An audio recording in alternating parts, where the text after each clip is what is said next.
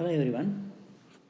In this video, we will discuss about types of user-defined functions in C. Basically, we can divide the user-defined functions in C into four basic types depending on the type of arguments they accept and the value they return. In the first type, the function with no argument and no return value. In second type, there is no argument and there is a return value. In the third type, argument is there but no return value is there. And in the last type, both argument and return values are there. Let's see here. The first one, you can see here, the function with no argument and no return value. Here the function is, you can see no argument is passed here in this one, and also return is also void. Right? Such type of functions are called function with no argument and no return value. So here an example for the same, right? So here this is a function, right? And this is the main program. So when this function is called, control is shifted here, and here in the function itself I am defining the x and y integer variables, and same thing I'll scan and store in the address at x and y, same values. And in the function itself I can ask to print the sum of x and y as x plus y, right? So this is first type. This is not having a arguments and also there is no return statement here.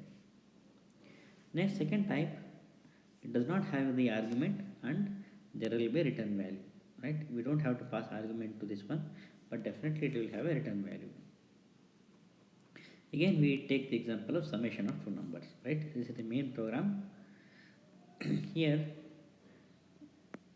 we want to print that sum of x and y is value returned by this function. So here I am invoking the function. You go here, and just like previous case, it will read the values of x and y, right? With these two statement, and sum is calculated by s is equal to x plus y, and this s value is returned here and printed here. This way we are not passing any argument, but from the function we are taking a return value.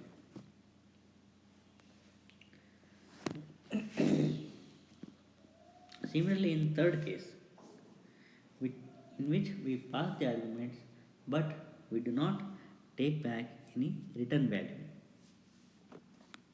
right? So here you can say argument 1, 2, 3 number of argument you can pass, but there is no return value here. So again, this is the similar example. We are reading the x and y in the main program itself and passing these values read by x and y read in the main program to the function. That is the argument we are passing. Again, control will come here.